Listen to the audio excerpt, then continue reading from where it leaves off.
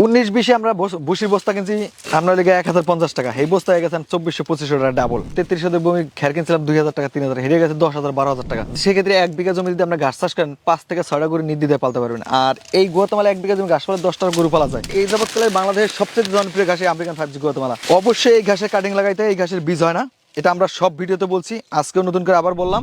একটা ঝোপে 60 থেকে 120 কেজি ঘাস হয়। প্রথমবার 3 মাসের মাথায় যদি কাটেন আপনি উঁচু জমিতে লাগাইতে ঘাসটা 60 কেজি ঘাস পাওয়া যায়, যা 2টা গরুর জন্য 1 বেলা ঘাস যথেষ্ট। মাশাআল্লাহ, ঘাস তো অসাধারণ দেখতে পাচ্ছি। এই যাবৎকালের বাংলাদেশ না ওয়ার্ল্ডে বললে এটাই সেরা ঘাস আমেরিকান 5G গুয়াতেমালা।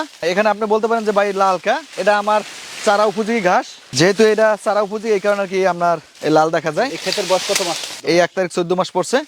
আপনার দেখেন না এক একটা চারার মান কি, মনে হয় যে আমাদের দেশে যে গ্যান্ডারি আছে না, চিনিগুড়া গ্যান্ডারি, এরকম লাল হয়ে গেছে দেখছেন। এটি 100% পরিপক্ক কাটিং। এই ধরনের ঘাস লাগাইলে হাজারে শতকে একটা মিস হওয়ার সম্ভাবনা নাই। এত বড় হয়েছে যার কারণে হুইলে পড়ছে দেখছেন। আমার কিন্তু চারি সাইডে পানের বের, প্রত্যেকটা ঘাস 18 ফুট 20 ফুটের উপরে উচ্চতা আছে। দেখেন এগুলো, এই যে প্রত্যেকটা চারা দেখেন 100%।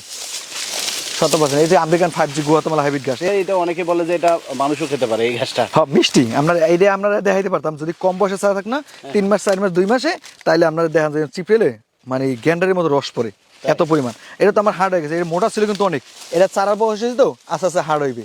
আর এই ঘাসগুলো যারা নিবে, নেওয়ার পর নিয়ে 1 ঘন্টা কি 2 ঘন্টা পানিতে চুবাই রাখবে। চুবাই রেখে তখন এই ঘাসগুলো 30% জমিতে 250 গ্রাম থিওবিট এই ফিলবার 3G ওষুধটা দিবে, ম্যাগমা থিওবিট গ্রোজিং এইগুলো 1 কেজি করে দেবে, এবং 30% 10 কেজি জিপসার দিয়া এই ঘাসটা যদি লাগায় 100% জার্মিনেশন আসবে। ফিলবার 3G দেওয়ার কারণ একটাই, যাতে ওই জমিতে পোকা না আসে, পোকা আক্রমণ না হয়। পোকা আক্রমণ না হলে এই ঘাসটা 100% জার্মিনেশন আসে। দেখেন ভাই, অবশ্যই এই ঘাসের কাটিং লাগাইতে হয়, এই ঘাসের বীজ হয় না, এটা আমরা সব ভিডিওতে বলছি, আজকেও নতুন করে আবার বললাম। এই ঘাসটা খামার সেক্টরের সাথে জড়িত আমরা প্রান্তিক কৃষক বেশি, সরল সোজা টাইপের লোকজন, তারা আর কি প্রতারণার বেশি শিকার হয়। এই জন্য বারবার সতর্ক করছি, বারবার বলতেছি যে আপনারা এই ঘাসটা লাগালে অবশ্যই কাটিং লাগাইবেন। আর কাটিং লাগালে এই ঘাসটার জার্মিনেশন 100% আসবে। সেক্ষেত্রে ঘাসটা লাগাইয়া আপনি গুঁড়া মাটিতে লাগাই অবশ্যই জমিতে পানি দেবেন। আর এই ঘাসটা লাগাইতে হবে উঁচু জমিতে। যদি উঁচু জমিতে লাগান তাহলে আপনার একটা জমির ঘাস দিয়ে আপনি 2টা গরু খাওয়াইতে পারবেন একদিন। এর প্রোটিন পার্সেন্টেজ কেমন? এর না ধরো 32+ প্রোটিন, ক্যালসিয়াম, জেলি, অ্যালোভেরা সরাসরি জড়িত এই গাছটার সাথে। সর্বোচ্চ ফলন ভাই, এক জবে 60 কেজি দিয়ে 120 কেজি গাছ হয়। প্রথমবার 60 কেজি হয়। এখানে কতটুকু জমিতে আছে? এখানে আছে লেগা 60%। মোট আমার এই 6 বিঘা জমিতে আছে এই গাছটা, এখন বর্তমানে কাটিং উপযোগী।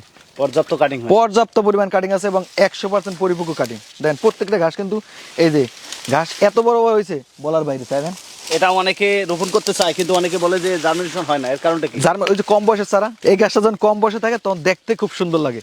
এই সুন্দর গাছটাকেই লাগাইলে পচে যায়, নাহলে পোকা পাইলে খাইয়ালায়।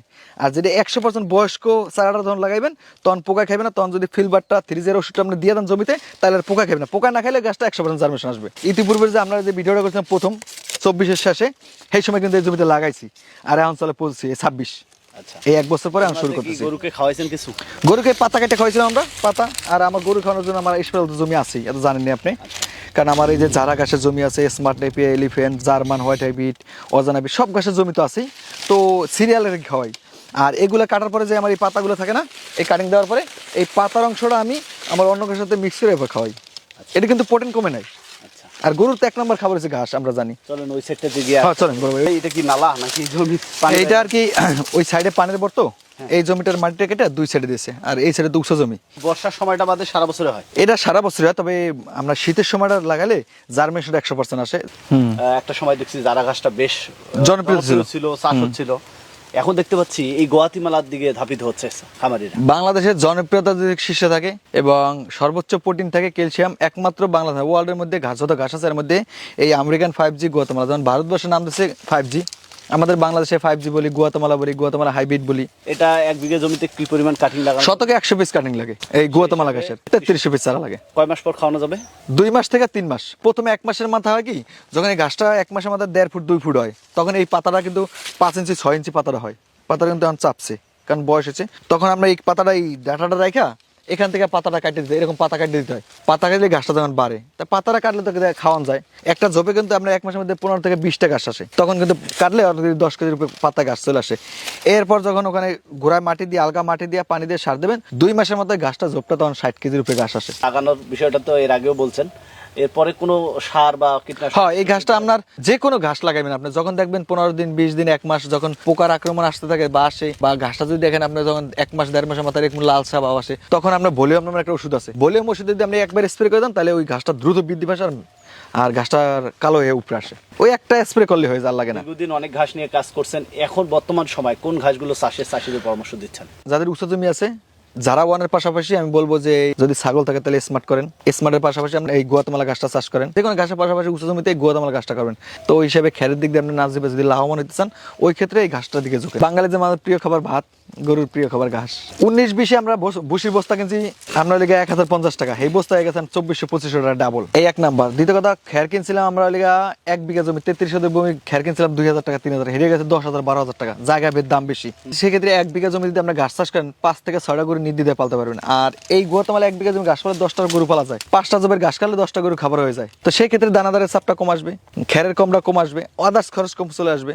তো আপনি এদিক দিয়ে লাভবান হবেন। যেমন আমি আপনার এইভাবে করতেছি, আমার 3 বেলা খাবার মধ্যে গরুরে আমরা 2 বেলা এই ঘাস দিই, কাঁচা ঘাসটা 1 বেলা খের দিই, খেরের সাথে আবার ঘাস মিক্স করে দিই, তাতে আর গোবরটা হাড় আসে, খরচটা আমার কম হয়, দানাদার আমার কম লাগে। তাই ভাই, এর আগেও আমরা অনেক তথ্য দিয়েছি ঘাস চাষের উপর, আজকে ওই গুয়াতিমালা ঘাসটি সম্পর্কে দিলাম। এর পরবর্তীতে ঘাস তো ইনশাল্লাহ আমার ঘাস থাকবে, হয়তো কোন এক সময় খামারও দেখাবো, খামারটা দেখাই না, আর না দেখানো ভালো আমার কাছে।